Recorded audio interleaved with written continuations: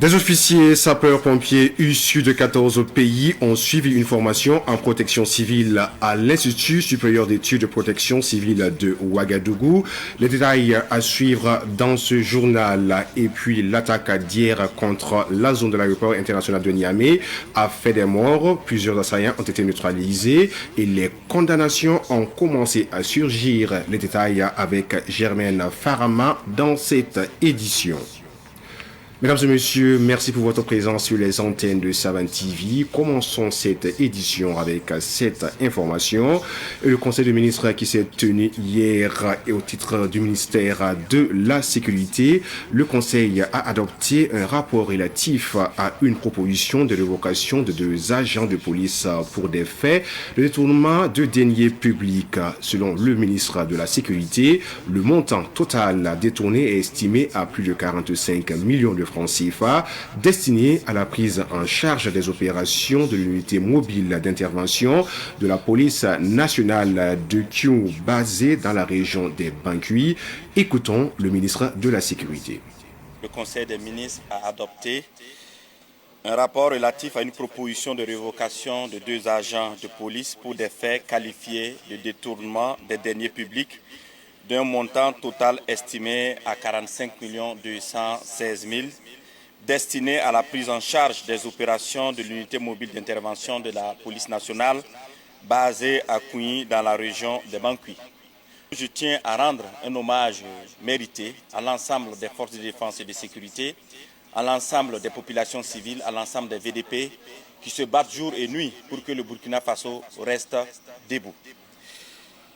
Revenant sur le sujet de la révocation, les investigations menées par les services compétents ont permis de confirmer la commission de ces malversations financières qui ont été reprochées à ces 2 agents.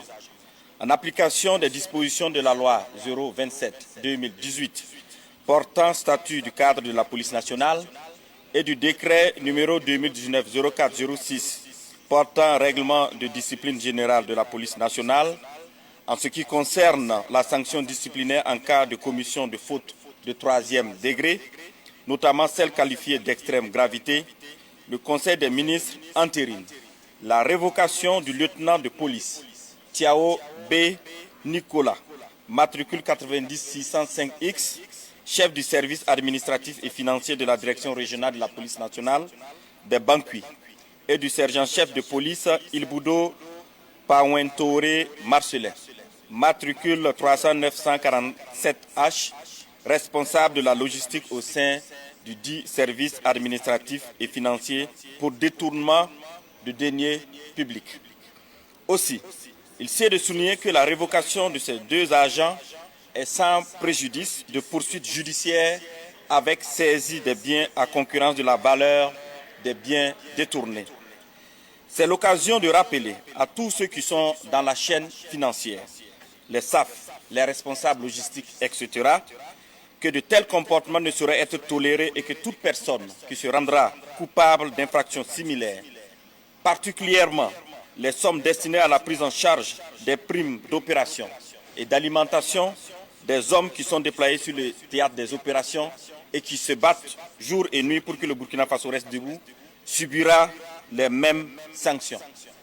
En tout état de cause, le Conseil a instruit que désormais, la rétribution des prises en charge destinées aux opérations se fera à travers la coopérative militaire et paramilitaire d'épargne et de crédit, Comipec, et ce pour atténuer les risques de détournement.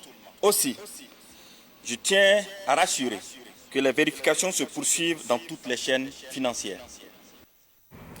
Fin de formation initiale d'officiers sapeurs-pompiers en protection civile. Ils sont au nombre de 30 officiers issus de 30 pays, dont 5 femmes, à suivre la formation à l'Institut supérieur d'études de protection civile de Ouagadougou. Au cours de la cérémonie de fin de formation qui s'est déroulée au sein de l'Institut à Ouagadougou, le directeur général de l'Institut supérieur d'études de protection civile de Ouagadougou a invité les officiers à être de bons chefs. Écoutons Gérard Bambara au micro de Samuel Moko et Flore Kospori. Le programme de formation, quant à lui, adapté aux risques courants et communs aux pays d'Afrique, est articulé en plusieurs modules que sont le certificat de formation aux activités de premier secours en équipe, le module chef d'agrès au premier secours, le certificat de chef de garde d'incendie et le certificat de prévention.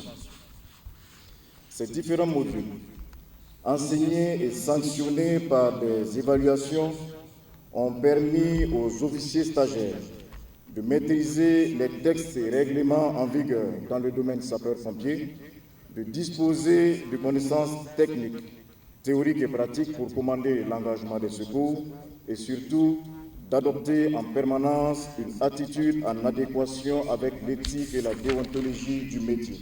Chers camarades officiers, lorsque vous franchirez tout à l'heure cette place d'armes, vous quitterez le statut de stagiaire. Souvenez-vous cependant que vous avez été formé dans un institut qui place l'humain au centre de l'action et dans un pays qui valorise le courage. Soyez des chefs justes, soyez des chefs compétents, soyez des chefs dignes de la confiance placée en vous. Peu importe votre lieu de déploiement, que votre présence rassure, que votre commandement protège et que votre engagement honore nos nations. Aussi, restez humbles. Le feu ne respecte ni les grades ni les certitudes. Celui qui croit tout savoir devient dangereux pour son équipe. Le chef isolé échoue, le chef coordonnateur réussit. Et derrière chaque intervention se trouvent des familles, des enfants, des vies bouleversées. C'est en cela que la compassion pour nous n'est pas une faiblesse. Elle est plutôt la force morale du sauveteur. Du reste, toute l'équipe pédagogique se joint à moi pour vous souhaiter une excellente carrière. Bon retour dans vos contrées respectives. Les 48 heures de l'association Fraternité pour le développement économique et social de Saba ont officiellement débuté ce matin dans la commune de Saba. L'activité est placée sous la présidence de Athanase Adolphe Tiombiano, président de la délégation spéciale de Saba, et sous le parrainage du Naba Kwanga. Cette initiative promue par Josiane Kabri-Nezungrana, présidente de la FRADESA, vise à renforcer la mobilisation autour de la révolution progressiste populaire. Elle s'exprime au micro de Sidiki Kabri. On aura deux conférences. Une conférence sur jeunesse et entrepreneuriat, opportunités et bonnes pratiques. Ensuite, une autre conférence sur la sauvegarde et la protection du patrimoine culturel communal. Voilà. Deux experts vont nous faire ces exposés-là, voilà, pour que nous puissions aider les jeunes à s'engager dans l'entrepreneuriat, voilà, en tout cas pour le développement de Saba, du Burkina Faso en général et de Saba en particulier. Et notre objectif, c'est d'œuvrer aux côtés des autorités administratives pour le développement de Saba. Et c'est dans ce cadre-là que nous avons initié ces 48 heures, non seulement pour toujours faire connaître l'association, mais aussi galvaniser les membres qui sont déjà actifs, voilà, pour le développement du Saba. Un mot de culture dans cette édition. L'atelier théâtre burkinabé ATB a tenu hier à son siège une soirée de relance de ses activités culturelles et artistiques. Cette rentrée culturelle coïncide avec la célébration des 48 ans d'existence de l'ATB. La soirée a connu plusieurs prestations culturelles. Retour sur cette double activité avec Madinatou Ouedraogo.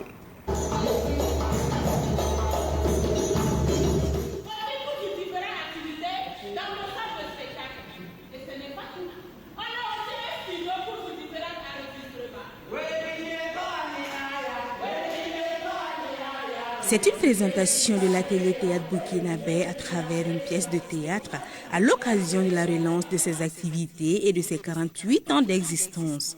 Des partenaires ont accompagné l'initiative, notamment l'association La Fabrique, représentée par Sandine Nian. Nous avons accompagné l'ATB à pouvoir, sur le plan de la structuration, afin qu'elle puisse vraiment relancer les activités, vu que c'est 48 ans d'existence et après avoir fait un stop, nous avons trouvé nécessaire de pouvoir accompagner cette association à pouvoir relever d'autres défis. Les spectacles ont été appréciés par les partenaires qui souhaitent bon vent à l'ATB pour cette relance. C'était un beau spectacle, c'était très captivant avec beaucoup de leçons à apprendre. Voilà, à travers les pièces théâtrales et les différentes troupes qui ont chanté, qui nous ont vraiment prodigué des conseils. C'était vraiment une relance assez réussie. Je souhaite que 48 ans soit encore plus des années encore, que ce soit 100 ans, 150 ans, parce que qui aime la culture va au théâtre. L'ATB est une école de théâtre et de danse, un espace détente, un espace pour enfants où l'on trouve des ouvrages de théâtre, 2 salles de spectacle de 400 et 600 places, une salle de réunion de 50 places, des objets d'art ainsi qu'un studio photo et d'enregistrement. Il est situé dans le quartier Goungien de Ouagadougou.